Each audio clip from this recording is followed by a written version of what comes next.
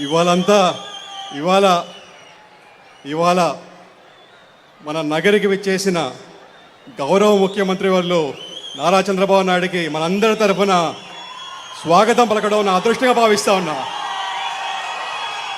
అందరూ గట్టిగా ఒకసారి సారి కోసం తప్పట్టు కొట్టి స్వాగతం పలకండి.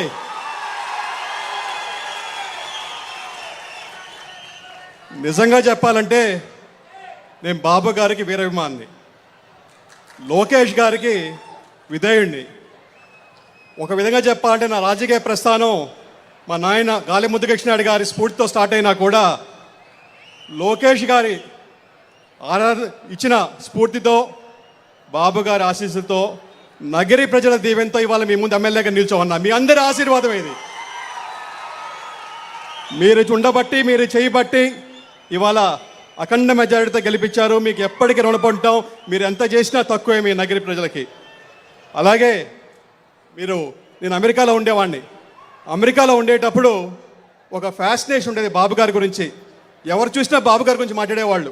అమెరికాలో అది కూడా అక్కడ పేపర్లో బాబు గారి గురించి రాసేవాళ్ళు. న్యూయార్క్ టైమ్స్ లాంటి ఆ పెద్ద పెద్ద పేపర్లో కూడా బాబు గారి గురించి ప్రస్తావించేవాళ్ళు. అప్పుడు అనుకునేవాడిని, ఒక రాష్ట్ర ముఖ్యమంత్రి, అది కూడా ఇండియాలో, అక్కడ డెవలపింగ్ నేషన్ అంటారు మనల్ని అమెరికాలో, అలాంటిది మన బాబు గారి గురించి అక్కడ విశిష్టంగా రాసేసేవాళ్ళు. అంటే ఒక forward thinking leader, vision leader, బ్రహ్మాండంగా డెవలప్ చేస్తున్నాడు ఆంధ్రప్రదేశ్ని, ఇవాళ ఆంధ్రప్రదేశ్ రూపురేఖలు మారుస్తున్నాడని చెప్పి వాళ్ళు కోకొల్లలుగా అక్కడే రాసేవాళ్ళు. అప్పుడు అనుకునేవాడిని, అబ్బా మనం గుర్తించలేదు కానీ అమెరికా వాళ్ళు గుర్తించారని చెప్పేది. అలాంటి లీడర్ ఇవాళ మనకి దొరకడం మన చేసుకున్న అదృష్టం. అది నిజంగా చెప్పాలంటే ఇవాళ దేశంలో చాలా పాలసీస్ కూడా సార్ చెప్పిన దాంట్లో ఇవాళ ఆదర్శంగా తీసుకొని చేస్తూ ఉన్నారు.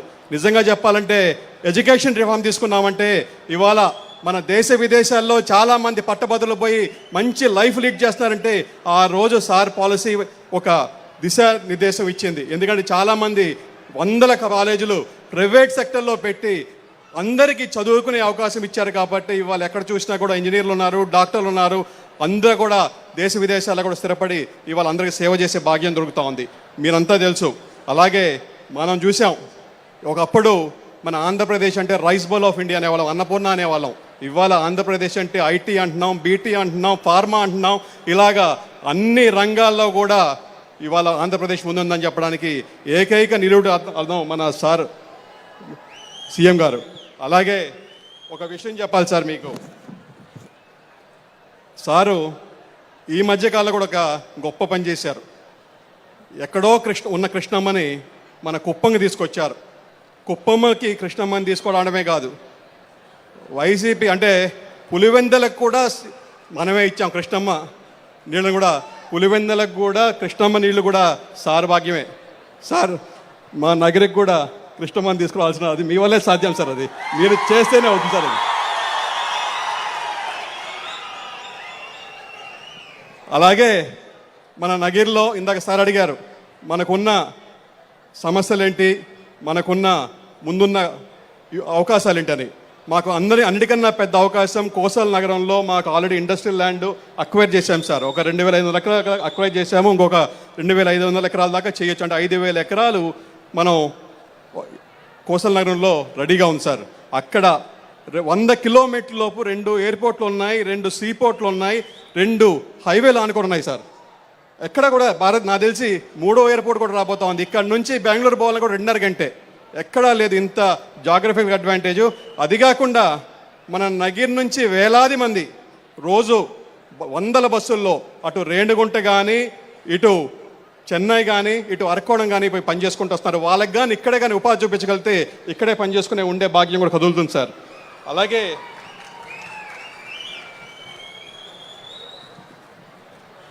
అది సఫలీకృతం చేస్తారని చెప్పి భావిస్తున్నాం సార్. అక్కడ ఒక బ్యాలెన్సింగ్ రిజర్వాయర్ కడితే ఆ ఇండస్ట్రియల్ నీడ్స్కి కూడా మనం నీళ్ళు ఇచ్చే ప్రయత్నం చేశారు. ఎందుకంటే దానికి సెల్ఫ్ క్యాచ్మెంట్ ఏరియా కూడా ఉంది సార్. అక్కడ దానికి ఒక 0.5 TMC సెల్ఫ్ క్యాచ్మెంట్ ఏరియా కూడా ఉంది సార్. అలాగే మనం ఇవాళ స్వచ్ఛాంధ్ర స్వర్ణాంధ్ర కోసం ఇక్కడంతా సమావేశమయ్యాం. ఈ కార్యక్రమం ఇప్పుడు మనం చేసుకుంటున్నాం. కానీ బాబు గారు 2000 సంవత్సరంలోనే ఏం పెట్టారు? జన్మభూమి. ఏం పెట్టారు?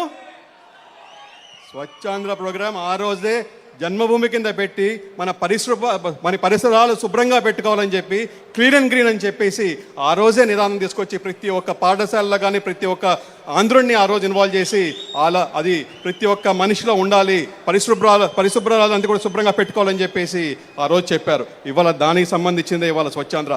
మనం కూడా సార్ చెప్పినట్టు మన పరిసరాలను శుభ్రంగా పెట్టుకుంటే చాలా సమస్యల నుంచి దూరంగా ఉంటాం. ఖచ్చితంగా మీరంతా చేస్తారని చెప్పి ఆశిస్తా ఉన్నా. ఇంకొక ముఖ్యమైన విషయం సార్, మన మున్సిపాలిటీస్లో మాకు తాగడానికి రంగునీరు సమస్య ఉంది, అలాగే డ్రైనేజ్ సమస్య ఉంది, అలాగే శానిటేషన్ సమస్య ఉంది. ఈ సమస్యలను కానీ ఖచ్చితంగా మనం కానీ ఒక సొల్యూషన్ అంటూ తేగలిగితే ఈ ఏరియాకి కూడా క్లీన్ అండ్ గ్రీనే కాదు, నిజంగా చెప్పాలంటే అంటే ఇక్కడ ఉన్న నగిరిలో ఉన్న వాళ్ళ జనాలంతా కూడా చాలా మంచోళ్ళు. ఏమంటారబ్బా మీరంతా మంచోళ్ళే కదా? ఖచ్చితంగా మిమ్మల్ని ఆదర్శంగా తీసుకుంటారు, మీ వెంట నడవడానికి ఎప్పుడు రెడీగా ఉన్నారు. మీరంటే చచ్చిపోతారు సార్. ఇంతమంది నేనేమి డబ్బులు ఇచ్చి రమ్మల్లా ఒక పిలిపిచ్చా, ఇట్లా మారిగా గౌరవ ముఖ్యమంత్రులు నగరికి వస్తున్నారు, మీరు రావాలి అంటే ఎంతమంది వచ్చారు చూడండి సార్ మీకోసమని. దీనికి ఇంతమంది బయట ఆగిపోయినారు సార్. ఇప్పుడు ఎంతమంది ఉన్నారు అంతమంది. మీ సెక్యూరిటీ వాళ్ళు కొద్దిగా టైట్ చేశారు సార్. ఇంతమంది వచ్చారంటే కేవలం మీ మీద చూపిస్తున్న వెలుపుకునే మనం అందరూ గట్టిగా జై చంద్రబాబు అనండి ఇంకోసారి.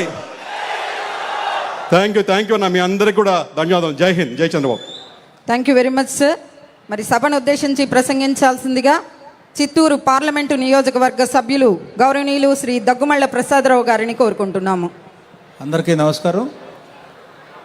గౌరవనీయులైన ముఖ్యమంత్రి గారు శ్రీ నారా చంద్రబాబు నాయుడు గారు, అలాగే గవర్నమెంట్ విప్ థామస్ గారు, అలాగే కలెక్టర్ గారు, ప్రెసిడెంట్ గారు, మన డిస్ట్రిక్ట్ ప్రెసిడెంట్ గారు, మన చైర్మన్ గారు, స్వచ్ఛ భారత్ చైర్మన్ గారు, తర్వాత మన ఇన్ఛార్జి మంత్రి గారు, అలాగే మన సురేష్ కుమార్ గారు, మీ అందరికి కూడా మరి ఒకసారి నమస్కారం. ఇప్పుడే మన ఎమ్మెల్యే గారు చెప్పినట్టు ఈ నియోజకవర్గంలో ఉన్న సమస్యలన్నీ ముందుకు తీసుకొచ్చారు. సో ఈ సమస్యలన్నిటికీ సొల్యూషన్ చూస్తూ ఉన్నారు. అట్లాగే ఈరోజు మనం సమావేశమైంది స్వచ్ఛ భారత్ కాబట్టి ఈ స్వచ్ఛ ఆంధ్రప్రదేశ్ని ఆద్యులు శ్రీ చంద్రబాబు నాయుడు గారే. అప్పటి నుంచి ఇప్పటికి కూడా ఆ ప్రోగ్రాం చేస్తూ ఉన్నారు. అయితే ప్రతి నెల ఒకరోజు ఖచ్చితంగా ఎందుకు చేస్తున్నారు? చంద్రబాబు నాయుడు గారు ముఖ్యమంత్రి అయ్యి ఉండి అంత బిజీ ఉండి కూడా ఎందుకు ఇన్ని డిస్ట్రిక్ట్ మండలం ఎందుకు తిరుగుతున్నారంటే ఆయన ఒక్కనే ఇచ్చిన పిలుపు వలన మనం అందరం కూడా పాల్గొనాలి. దానిలో ఎంత పాల్గొనాలంటే మన పక్కన ఉన్న చెత్తను మనమే తీసి పక్కన డస్ట్బిన్లో వేయాలి. ఇంటి పక్కన కానీ, స్ట్రీట్లో కానీ, లేకపోతే మా మున్సిపల్ ఏరియాలో కానీ, లేకపోతే స్కూల్స్లో కానీ, పబ్లిక్ ప్లేసెస్లో కానీ, అక్కడి నుంచి మన ఇంటి నుంచే ప్రారంభించి మనం స్వచ్ఛ ఆంధ్రప్రదేశ్గా చేయాలనుకుంటే మన నుంచే ప్రారంభమవుతుంది. కాబట్టి మనం అందరం పాల్గొని ఈ ప్రోగ్రామ్ని సక్సెస్ఫుల్గా నడిపిస్తే మేబీ ఇంకొక కొద్ది నెలలు లేకపోతే ఒక సంవత్సరంలో ఒక పాశ్చాత్య దేశంలాగా మనం కూడా కనపడుతూ ఉంటాం. సో అందరం పాల్గొంటారని ఆశిస్తూ మరి ఒకసారి ఈ అవకాశం ఇచ్చిన మీ అందరికి కూడా అభినందనలు తెలియజేస్తూ థ్యాంక్స్ చేస్తున్నాను. Thank you very much. Thank you very much sir. కార్యక్రమంలో ఇప్పుడు నగరి పట్టణం అత్యంత పరిశుభ్రంగా ఉంచడంలో అత్యంత కీలక పాత్ర పోషిస్తున్నటువంటి గ్రీన్ అంబాసిడర్స్కి మన గౌరవ ముఖ్యమంత్రి గారి చేతుల మీదుగా చిన్న సత్కార కార్యక్రమం ఉంటుంది. ముందుగా శ్రీ రాజేంద్ర గారు,